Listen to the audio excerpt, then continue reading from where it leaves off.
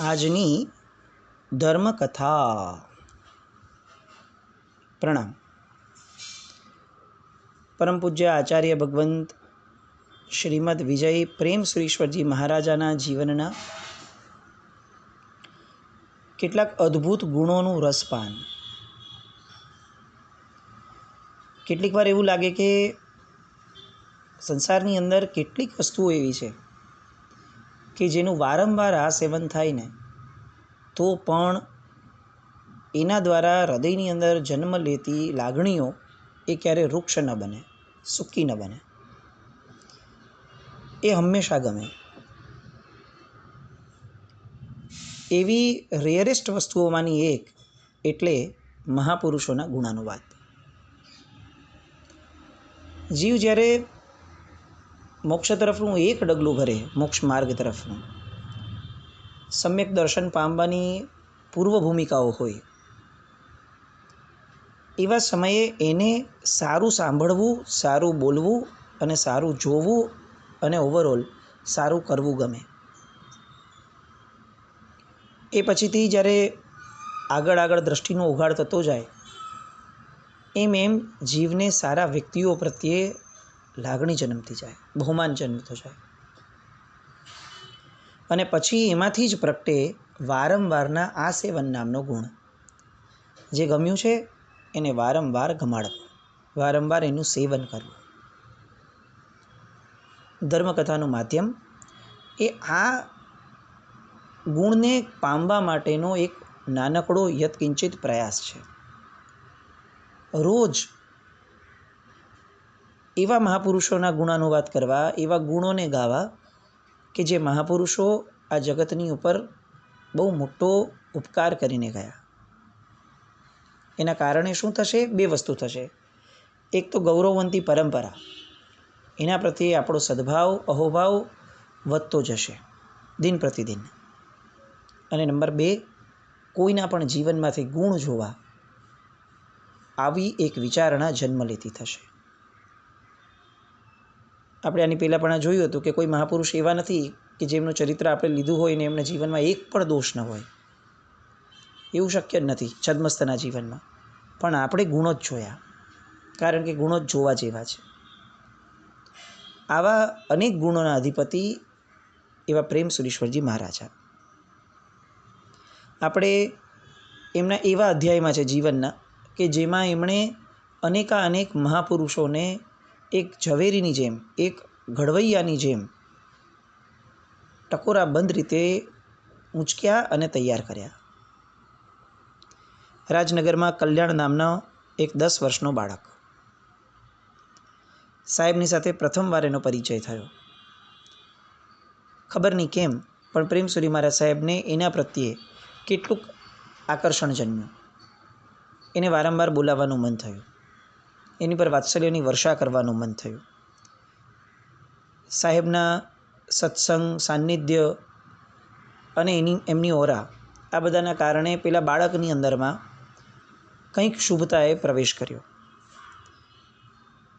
6-8 મહિના થયા હશે ત્યાં તો એ બાળકને કેટલાક અભ્યાસ અને મહાત્માઓના સત્સંગના કારણે દીક્ષા લેવાની ભાવના થઈ.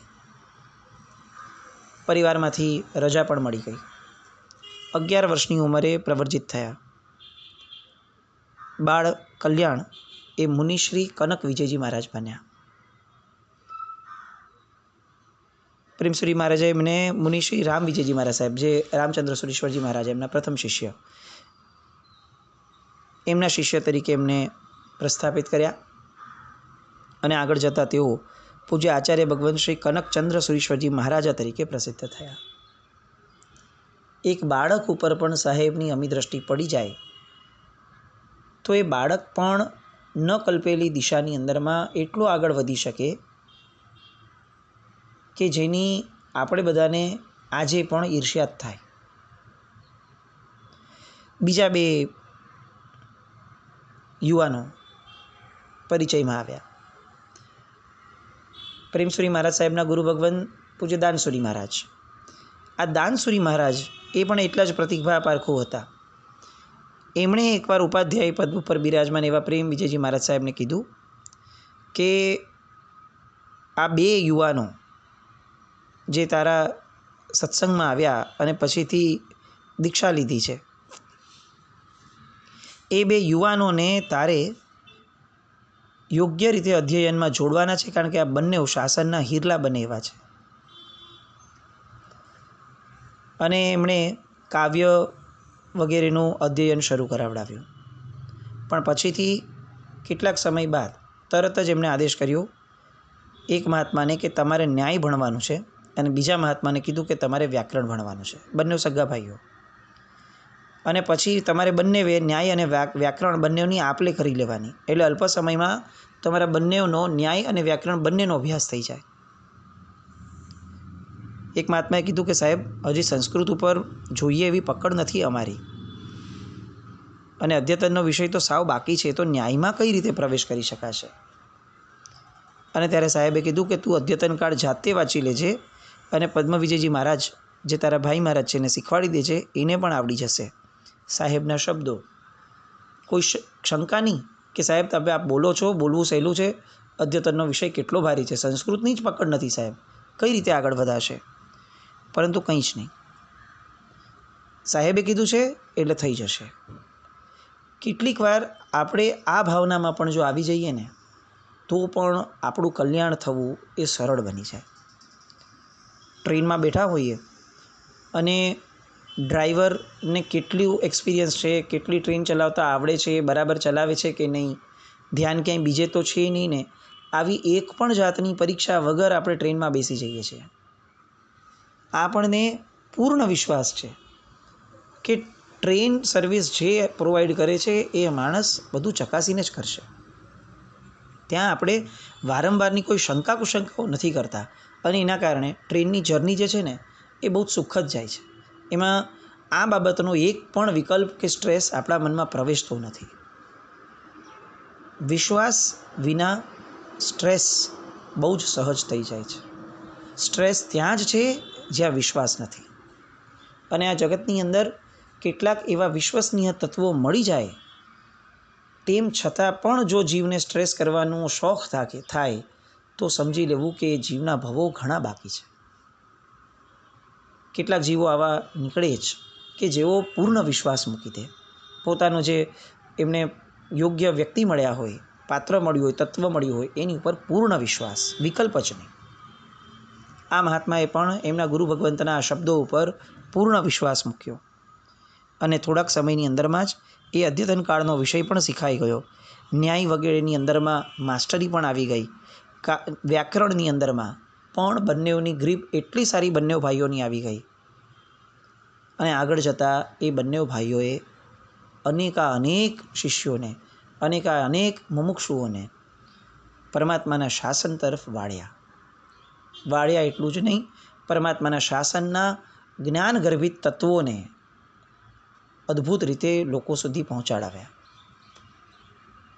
એ મુનિરાજ એટલે પૂજ્ય ભાનુ વિજયજી મહારાજ સાહેબ, કે જેઓ આગળ વધતા ભુવન ભાનુસુરેશ્વરજી મહારાજા તરીકે પ્રસ્થાપિત થયા, અને એમના ભાઈ મહારાજ પદ્મ વિજયજી મહારાજ સાહેબ. હજી એક આવો પ્રસંગ, આ પ્રસંગને સાંભળીએ તો આપણને ચોક્કસ એવું મન થાય કે આપણા જીવનમાં પણ કંઈક ને કંઈક અંશે ઉદારતા નામનો ગુણ જો આવી જાય, કેટલીક વસ્તુઓમાં નાની વસ્તુઓની મગજમારી ન કરવી, આવો નિર્ણય પણ જો આપણે કરી લઈએ ને આ પ્રસંગ સાંભળીને, તો કેટલાક ફાયદાઓ આપણે પણ અનુભવી શકશું.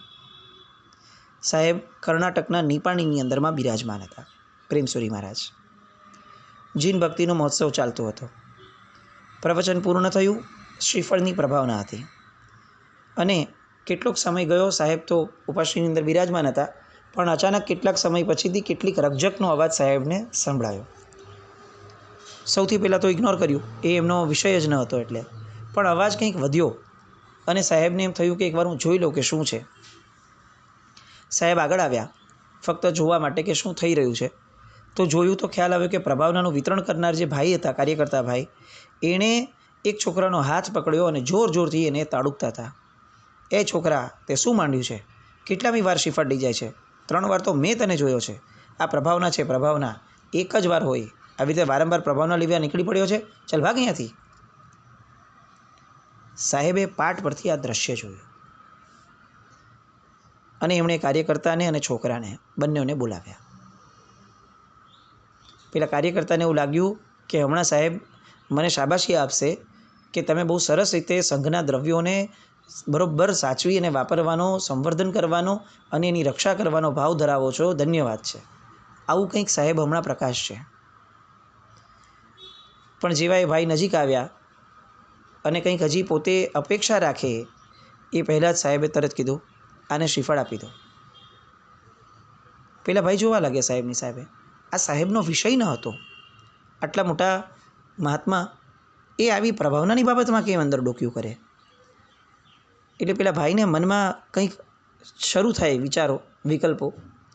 એ પહેલાં સાહેબે બીજું વાક્ય આપ્યું, એક શ્રીફળ ખાતર નાના છોકરાની લાગણીને આટલી બધી કેમ દુભવો છો? શ્રીફળની કિંમત એ એની લાગણી કરતાં સાવ તુચ્છ છે. પેલા ભાઈનું મસ્તક ઝૂકી ગયું. વાત સાચી હતી. શ્રીફળની કિંમત કરતાં એક જીવંત વ્યક્તિની લાગણીઓની કિંમત ઘણી મોટી હોય. જળ તત્વો એ આ જગતની અંદર જીવ તત્વને ઉપયોગી બનવા માટે વપરાય એ જ ઈચ્છનીય છે. એનો રાગ, એની આસક્તિ, એનો મોહ એ જીવંત તત્વોને દુભવવા માટે અગર જો નિમિત્તરૂપ બને છે તો એ ચોક્કસપણે સ્વપરને અકલ્યાણકારી છે. એ કાર્યકર્તાએ પૂજ્યશ્રીની ક્ષમા માંગી. સાહેબ મિચ્છામી દુક્કડમ. સાહેબે કીધું, મને નહીં, આ બાળકને મિચ્છામી દુક્કડમ આપો. સાહેબ એક પછી એક સ્ટેપ એવા લઈ રહ્યા હતા કે જેની અસર ઓલા બાળકના મગજની અંદરમાં એટલી ગૂઢ રીતે થઈ રહી હતી કે પેલા બાળકના મનની અંદરમાં જાણે આ ક્ષમાનો ભાવ, આ ઉદારતાનો ભાવ એ એટલો બધો વસી ગયો કે ભવિષ્યના એક બહુ મોટા ચમત્કારનું બીજ બની ગયું. પેલા ભાઈએ બાળકને મિચ્છામી દુક્કડમ પણ આપ્યા અને શ્રીફળ પણ આપ્યું. હવે વાર્તા શરૂ થાય છે. પેલો જે બાળક હતો એ મૂળમાં જૈન ન હતો. એ લિંગાયત બ્રાહ્મણ પરિવારનો એક બાળક હતો જેનું નામ ગુરુપાદપ્પા. પૂર્ણપણે જૈનત્વથી અજાણ, પણ ગરીબાઈ એવી કે આવી કંઈક પ્રભાવનાઓ મળી જાય તો એના કારણે જીવન આવશ્યક વસ્તુઓમાં કંઈક એને સગવડ મળી રહે, આવડી નાની વસ્તુથી પણ એવી ઘરની સ્થિતિ. સાહેબે એને નજીક બોલાવ્યો. પેલાને ગુરુવંદન વગેરે તો કંઈ આવડતું ન હતું અને સાહેબે એના માથે હાથ ફેરવ્યો. વાત્સલ્યમય ઉદાર વ્યક્તિત્વથી સાહેબે એને સાચવ્યો. પેલાને હવે જ્યાં સુધી સાહેબ નિપાણીમાં હતા ત્યાં સુધી આવવાનું મન થાય. બાળક છે, અડધો પોણો દિવસ આવીને બેઠો રહે, કરવાનું શું? પ્રેમસુરી મહારાજને જોવાના. એમનું વાત્સલ્ય, એમના મુખ પરની ઉદારતા વારંવાર યાદ કરવાનું. સંગમના જીવે શાલિભદ્રના પૂર્વ ભવની અંદરમાં પેલા મહાત્માને ખીર વોરાવી એ આપણા બધાથી જ્ઞાત છે. પણ આપણને એ ખબર નથી કે પેલા માસક શમણવાળા મુનિવર જ્યારે માસક શમણમાં ઊભા હતા અને સંગમ રોજ ત્યાં વગડામાં રમવા જાય ત્યારે આખા બીજા મિત્ર વર્તુળના બધા જ બાળકો રમતા, પણ સંગમ એ મુનિવરને જોઈ રાખતા. એ મુનિવરની પ્રશમ મૂર્તિ એણે સતત સંગમના મનની અંદરમાં કંઈક કંઈક કંઈક કંઈક રોજ નવું આરોપણ કરવાનું શરૂ થયું. અને એમ કહી શકાય કે સંગમની તથાભવ્યતાનો પરિપાકનો ઉદય આ મુનિ ભગવંતને જોતા જોતા થયો. આપણને ખીર દેખાય છે કારણ કે વોરાવેલી ખીરના કારણે ઘણી સમૃદ્ધિ મળી, પણ આ વોરાવતા પહેલાં એણે જે અહોભાવ ઊભો કર્યો કે જે મૂળ હતું દરેક ધર્મનું અને દરેક ફળનું, એના તરફ આપણી દ્રષ્ટિ જતી નથી. અહીંયા આ ગુરુપાદપ્પા એ પણ રોજ એ જ ક્રમની અંદર પૂજ્યશ્રીને જોઈ રાખે. આગળ જતાં મન થયું કે હું હવે એમનો વિયોગ કેમ સહન કરું. સાહેબે ઓફર આપી, આવું છે વિહારમાં, અને પેલો બાળક વિહાર માટે તૈયાર થઈ ગયો. પરિવારના સભ્યોએ પણ જે પણ અનુકૂળતા થતી હશે કરી આપી હશે. વિહારમાં ગયા, ભણ્યા.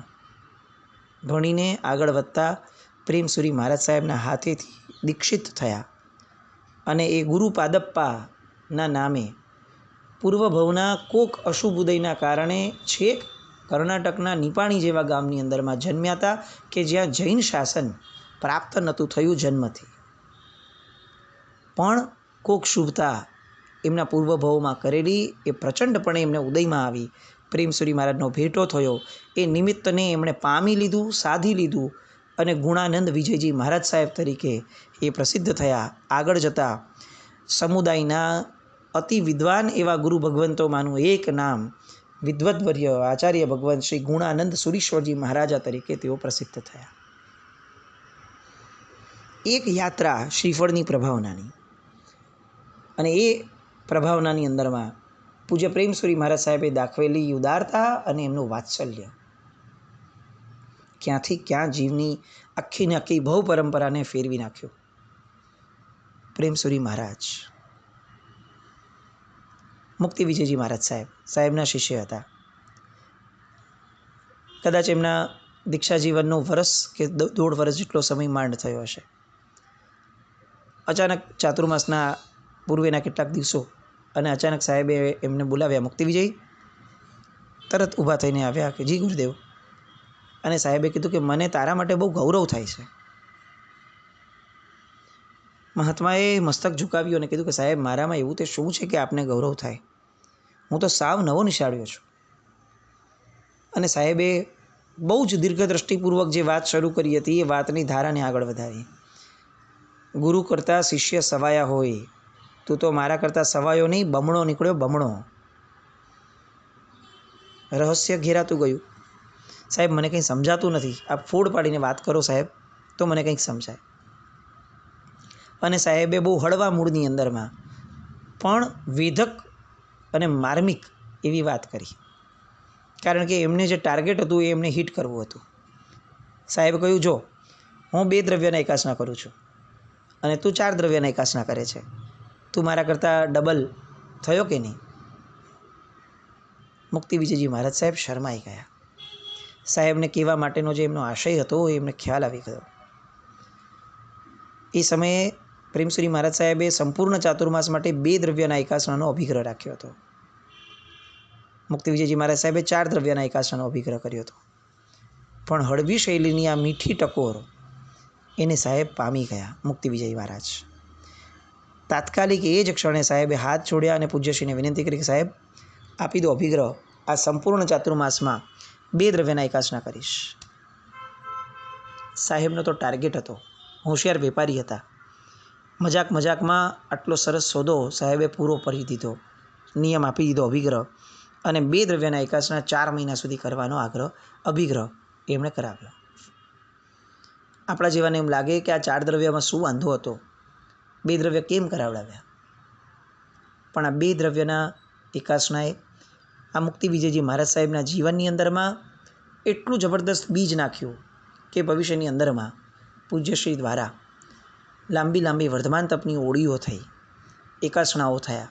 આ બધા જમાં પરિમિત દ્રવ્યોથી પોતાનું જીવન એમણે પસાર કર્યું. અને એનું બીજ હતું આ દિવસનો પ્રસંગ કે 4ની જરૂર ન હોય તો કેમ 4માં રહેવું, 2થી પતતું હોય તો 3જું પણ કેમ લેવું. પ્રેમસુરી મહારાજ સાહેબ સફળતમ વેપારી હતા. કદાચ એમ કહી શકાય આચાર્યો છે જૈન શાસનના, દક્ષ વ્યાપારીશુરા. આ વાક્યને, આ પંક્તિને પૂજ્ય પ્રેમસુરી મહારાજ સાહેબનું જીવન એ સંપૂર્ણપણે વળગીને અને સમર્પિત થઈને જાણે રહ્યું હતું. એકવાર દિવસી પ્રતિક્રમણ શરૂ થવાની તૈયારી હતી. પ્રતિક્રમણની માંડલી મંડાઈ ગઈ હતી અને એક યુવાન ટીનેજર એ સામાયિક લેવડાવી રહ્યો હતો. પૂજ્યશ્રી બેઠા હતા, જોઈ રહ્યા હતા. બાજુમાં એક મહાત્મા બેઠા હતા અને પ્રેમશ્રી મહારાજ સાહેબે એને એમ કીધું કે આ જે સામાયિક લેવડાવે છે ને, જીતેન્દ્ર નામનો યુવાન, નામ પૂછ્યું અને પછી એમણે કીધું કે આ જીતેન્દ્ર નામનો યુવાન જે સામાયિક લેવડાવી રહ્યો છે ને, એ ભવિષ્યમાં આપણી પાસે આવે ને તો એનું બહુ ધ્યાન રાખજો. એ ભવિષ્યના સમયનો એક બહુ જ મોટો વિદ્વાન થવાનો છે. પેલા મહાત્માને આ ટકોર પૂજ્યશ્રીના મુખેથી નીકળી છે એટલે ગંભીરતાનો પાર ન હોય. પેલા મહાત્માએ નોંધ કરી રાખી એટલું નહીં, બધાને કહીને રાખ્યું કે ભાઈ આ યુવાન આવે અહીંયા આપણે ત્યાં, એ નિશ્ચિત છે કારણ કે સાહેબે કીધું છે. અને આવ્યા પછીથી એનું આપણે બધાએ ધ્યાન રાખવાનું છે, કારણ કે આ બહુ જ મોટા વિદ્વાન થવાના છે. સાહેબના મુખેથી નીકળ્યું છે, વાત પૂરી થઈ. અને થયું પણ એવું. એ જીતેન્દ્રની દીક્ષા થઈ અને સ્વપર દર્શનના શાસ્ત્રોનો અભ્યાસ કર્યો અને ખૂબ વિદ્વાન બન્યા. આજે પણ ફક્ત સમુદાયની અંદર નહીં એમના, પરંતુ પૂર્ણ જૈન જગતની અંદરમાં તાર્કિક શિરોમણી તરીકે અને એમની વિદ્વત્તા દ્વારા કેટલાય પ્રસંગો, કેટલાય પ્રશ્નો જૈન શાસનના એ જેમણે બહુ સરળ અને સહજ રીતે સોલ્વ કરી દીધા છે, એવા પરમ પૂજ્ય આચાર્ય ભગવંત શ્રીમદ વિજય જય સુંદર સુરીશ્વરજી મહારાજા, એ આ જીતેન્દ્રભાઈ. આવું જ એક નામ, 11 વર્ષનો છોકરો એના કાકા મહારાજ પાસે રહેવા આવ્યો હતો. સાહેબની નજર એની પર પડી અને એણે એમ કીધું કે અક્ષય, તારે આ 2 નાના બાળ મુનિઓને ગણિત બનાવવાનું છે. આપણે કીધું સાહેબ, હું તો 11 વર્ષનો છું, કેટલો નાનો છું, મને ભણાવવાનું કેવી રીતે ફાવે? અને સાહેબના મુખમાંથી આ શબ્દ નીકળ્યો કે હું કહું છું ને, તું ભણાવ, તને સરસ ફાવશે. અને એ અક્ષયે ગણિત તો ભણાવ્યું, પણ સાહેબના મુખેથી નીકળેલું આ વાક્ય એણે એના જીવનના ગણિત બદલાવી દીધા. વિદ્વાન બન્યા, ભણી ગણીને દીક્ષા લીધી અને આજે એક બહુ જ મોટા આચાર્ય ભગવંત તરીકે આપણા સૌના માનવંતા સ્થાને પણ બિરાજમાન છે. એ કયા ગુરુ ભગવંત? અને આવા અનેક બીજા ગુરુ ભગવંતો, આ બધાના ચરિત્રોની અંદરમાં પૂજ્ય પ્રેમ સુરીશ્વરજી મહારાજાના ચમત્કૃતિના આ પ્રસંગોની અંદરમાં આપણે સૌ ફરી કાલે રમમાણ થઈએ. જીરાજ્ઞા વિરુદ્ધ કંઈ પણ બોલાયું હોય તો મિચ્છામિ દુક્કડમ જૈનમ જયતિ શાસનમ.